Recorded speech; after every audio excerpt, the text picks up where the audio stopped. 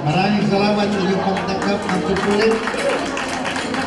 Ating karangalan ipahayag na ngayon hanggang sa mahirang inyong makapalit. Kaya ay auditor at assistant auditor ng pagkasama. Maraming salamat. Tinatawagan ko po si Maricar. Ikaw, Maricar, ay nahirang naingat yaman o treasurer ng kapisanan. Ang iyong tungkulin ay napakalaga tungo sa tagumpay ng ay sa iyo. Ikaw ay gagawa ng paraan upang ang mga dapat na bayarin.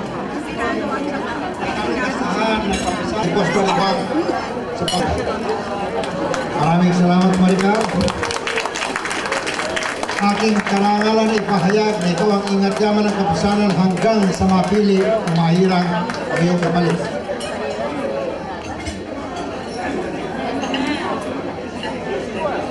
Maraming salamat po sa inyong pagdinig sa amin na ating katahimikan.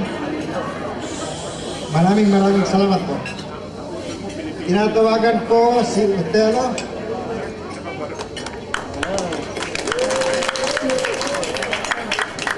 Otelo, ikaw daw ay ano? Agong ilaw. Naniniwala ko dyan na parang talagang mukhang magiging isang halinggan ng kapisanan sa mga darating na araw. Ikaw ay nahirang na kalihim o sekretary ng kapisanan. Ang iyong tungkulin ay napakahalaga tungo sa ipagtatagumpay ng kapisanan. Ikaw ang kanang kamay ng Pangulo. Ikaw ang laging dadalo, ikaw ay laging dadalo sa lahat ng pulong. At iyong isusulat at iingatan ang lahat ng mga bagay na pinag-usapan dito. At kamay ng Pangulo ay napakainam na ikaw ay laging malapit sa Pangulo at tanggapin ang anumang gawain ay dadagdag ng Pangulo sa iyong mga tungkulin. Otelo, malugod mo bang tatanggap ang tungkulin bilang kalihim ng kapisanan? Maraming salamat, Otelo. Aking karangalan ihayag na ito ngayon ang kalihim o sekretary ng kapisanan hanggang mahira ang iyong kapalit. Ngayon po ay tinatawagan ko ang aking kaibigan si Ferdy de Guzman.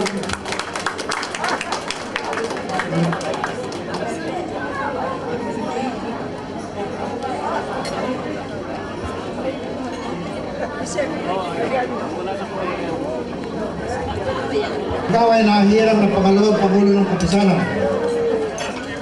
Napakahalaga ng iyong tungkulin. Ikaw ang tinatawag na President in Waiting. Ngayon ang iyong pagkakataon na pag-aralan at suriin mabuti ang mga bagay na may kinalaman sa pagpapatakbo ng kapisanan. Ikaw ay nasa likod ng Pangulo, hindi ka nasa harapan. Ikaw ay nasa likod ng Pangulo at susuporta sa Pangulo. Ikaw ay aatasan ng Pangulo ng iba't ibang tungkulin. Ikaw ang unang katulong ng Pangulo sa pagpapatakbo ng administrasyon niya. Ferdy, alugod mo bang tinatanggap ang tungkulin bilang pangalawang Pangulo ng kapisanan? Maraming salamat sa iyong pagtanggap bilang pangalawang Pangulo ng kapisanan. Ipahayag na ikaw ang pagluhanggang sa mahirang iyong kapalit.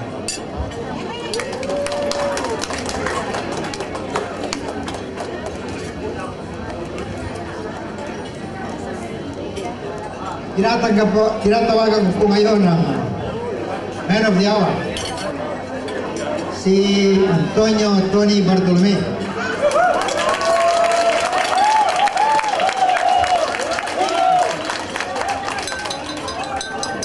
Hinihiling ko rin po na si JJ Bartolome ay bitawan muna ang camera, ipahawak muna sa isang kaibigan, magapay kay Tony, at ipatunay sa lahat ang buong pusong pagsang-ayon mo tungkuling inihatang kay Tony. At iyan ay patunay din na ikaw ay laging kagapay niya sa lahat ng mga gagawin niya bilang Pangulo. Susunod niya siyang presidente. Maghintay ka ng panahon mo, Gigi. Kaibigang Tony, ikaw ay nahirang na Pangulo ng Kapisanan. Ikaw ay overdue na. Matagal ka na dapat presidente. Ako ay natutuwa na pagkaraan napakaraming taon. Tinanggap mo rin ang isang napakahalagang tungkulin para sa ating mga kababayan. At sa inyo na rin. Tony, nakaatang sa iyong mga balikat ang tungkulin bilang Pangulo ng Kapisanan. Wala akong kaya mong gampanan ang mga tungkulin ng isang Pangulo. Ikaw ay masipag at tapat sa anumang tungkulin na iyong tinanggap. Kasama na rin ang pagiging Pangulo ng Ubando Association of Southern California. Ikaw din ang sin ang gawain o adhikain ng kapisanan dahil sa iyong gagawin makikita ng bala na ang iyong leadership o liderato. Paano hindi mo magagawa ng mahusay at matagumpayan tungkulin ng isang Pangulo kung nasa iyong tabi at laging kaagapay ang iyong may bahay? Tony, malugod mo bang tinatanggap ang tungkulin bilang Pangulo ng Kapisanan? At sabi niya kung puso niyang tinatanggap. Maraming salamat, Tony. Isang malaking karangalan ang akin ay pahayag na mula ngayon hanggang sa mahirang ang iyong kapalit. Siguro pagkaraan ng mga ilang taon. Maraming salamat sa iyo, Panyaya. At ang aking may bahay na si Rudy at ako ay hindi kalayuan upang magbigay ng tulong sa anumang iyong pangangailangan bilang Pangulo ng Kapisanan. Maraming salamat at magandang gabi at congratulations. Mga kaibigan, isa po masakyabong palakpakan sa bagong Panginoon. Una-una, nagpapasalamat ako sa inyong lahat sa gabing ito. Araw ng Pagkakataon ng Ubando at auditing ng ating President for the year only 2012-2013. Mga dalawang taon siguro, itong si Jessie, pinay kong kinukulit. At ako palit ang kontrols niya. Sabi ko, igalit niyo ba sa akin? Ay, nung last Christmas party namin, in-announce niya na ako susunod na presidente. Hindi ako nakatanggi dahil magtatalo pa kami. So, tinanggap ko na. Nung gabing yun, hindi ako nakatulog. Dahil iniisip ko kung bakit ako dito manggi. There are 3 reasons siguro. Una, mahal ko ang bayan ng Ubando. Ito lang ang aking bayan. Dito ako isinilang, dito ako lumaki, dito ako nagkaisip, at napakaraming pangyayari sa buhay ko ang naganap dito. Alam ko na ito sa puso kong tinatanggap ang pagka-presidente dito.